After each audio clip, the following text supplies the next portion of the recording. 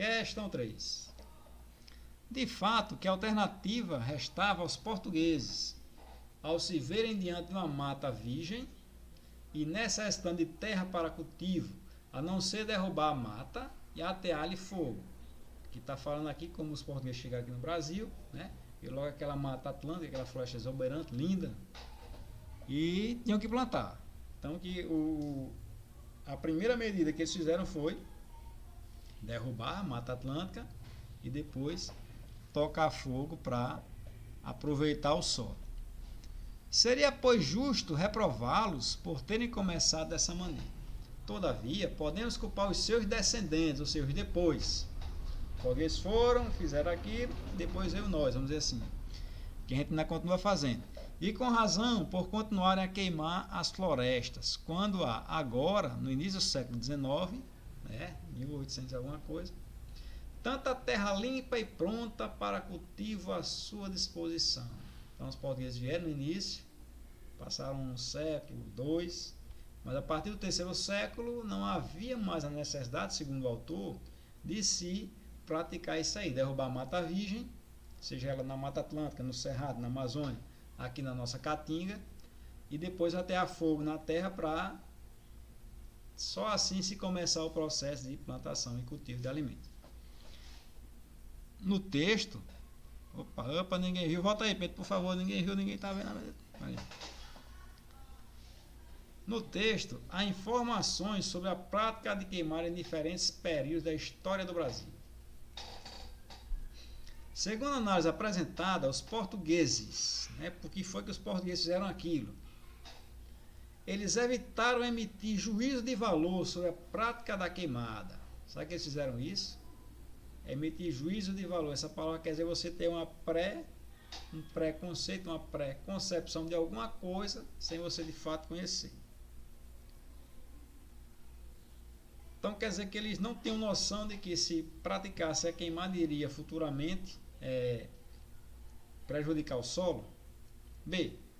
Eles consideraram que a queimada era necessária em certas circunstâncias, em relação à época.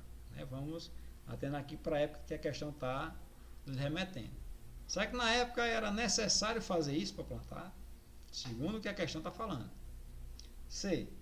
Eles concordaram quanto à queimada ter sido uma prática agrícola insuficiente. Será que eles deixaram de queimar, de botar fogo na Mata Atlântica, depois na Caatinga, nos Cerrados, depois na Amazônia, que eles viram, que tomaram consciência que aquilo dali não resolvia o problema alimentar, o problema de produção agrícola do país? D. Eles entenderam que a queimada era uma prática necessária no início do século XIX. Ou seja, de 1801 para frente ainda era necessário se queimar a terra para poder plantar no Brasil. Ou relacionaram a queimada ao descaso dos agricultores da época com a terra. E aí? Segundo essa análise apresentada, logicamente, pessoal, na época, os portugueses viam que era uma necessidade se queimar primeiramente a terra para abrir pastagens, para abrir terras para se produzir aqui no país, certo? Logicamente que hoje esse processo, esse procedimento é totalmente errado, mas na época foi, vamos dizer assim, a melhor solução que eles encontraram. Que é a exemplo da agricultura moderna, muito maquinário, utilização de muitos fertilizantes, agrotóxicos, que é só o que a gente come hoje, imensos processos de sistemas de irrigação e muitos maquinários também agrícolas. Até aqui em Apulia a gente já começa a ver esses maquinários, sabia? Já vi. Maquinário. Já. E ainda, pessoal, tem uma esperança para essa relação aí de agrotóxicos. O Brasil é o país do mundo que mais produz agrotóxicos no mundo, que mais utiliza, que mais utiliza em sua produção agrícola. Logicamente que os agrotóxicos, 90%, quem utiliza são as agroempresas, as agroindústrias. Então, pessoal, infelizmente, tomate, principalmente o tomate e muitas ervas, muitos vegetais como alface, enfim, né? Eles possuem uma grande quantidade imensa de agrotóxicos. São muito e muito mesmo prejudiciais à nossa saúde. Frutas também, como a melancia, o melão, mamão, banana, maçã. Como dizer aquela história, quanto mais bonita você vê uma maçã, uma melancia na feira, na prateleira do mercado, aí você diz, ela é boa. Mas só que você, quando você compra, você vai comer a melancia, você vê que ela é doce, você vê que ela só tem sabor de açúcar, não tem o sabor de melancia em si. Então, a partir daí você tira a quantidade de implementos e suplementos agrícolas que são colocados nessa melancia, nessa fruta, certo? Então, aí tem alguns casos que existe agricultura orgânica, né? Alguns ainda aí, alguns heróis que estão praticando agricultura orgânica.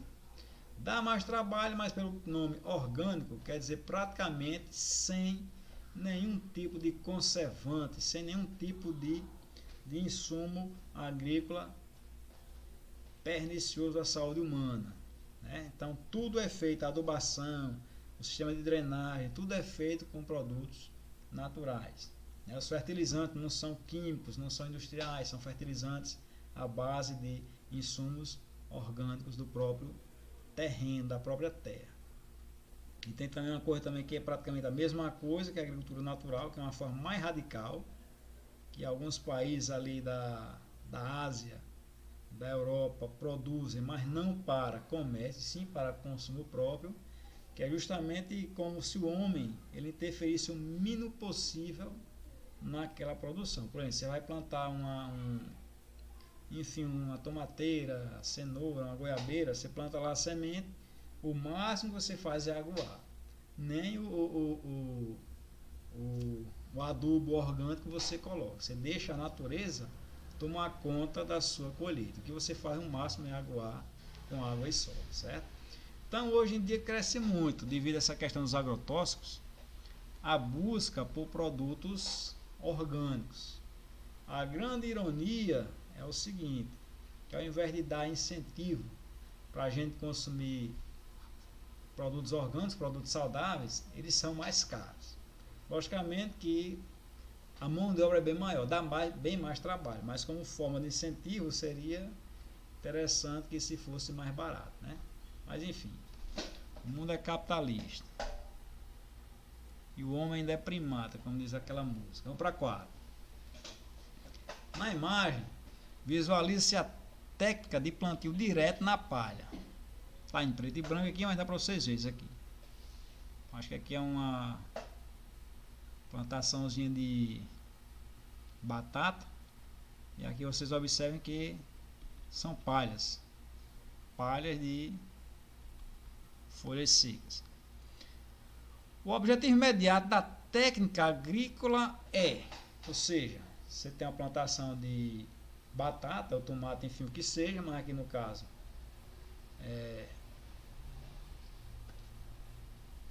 falei agora o nome, plantação de batatas em cima de uma palhagem, de uma forragem de palha seca.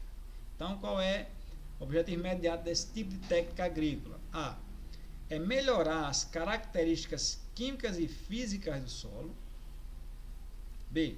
É favorecer uma maior drenagem superficial, ou seja, o escoamento da água fica melhor nesse tipo de técnica por palha. C. É incentivar a produção de transgênico, né, de produtos geneticamente modificados. Nada a ver, né? D. É preservar as nascentes fluviais, as nascentes dos rios. Sabe que se a gente colocar todo tipo de área agrícola, colocarmos enchendo de palha, cobrir o terreno de palha, vai preservar as nascentes fluviais. E aí, estimular o uso de fertilizantes e agrotóxicos. Você botando a plantação em cima das palhas, da palhagem, vai fazer com que seja melhor você colocar agrotóxicos em cima dela. Nada a ver, né, pessoal? Então, questão mais correta e mais direta é essa daqui: melhorar as características químicas e físicas do solo de maneira natural, de maneira orgânica. Então, quanto mais insumo nessa adubagem, esse de adubo, esse de forragem ser natural, logicamente vai estar incentivando o produto a ser orgânico, a ficar cada vez mais menos dependente dos agrotóxicos e produtos químicos agrícolas.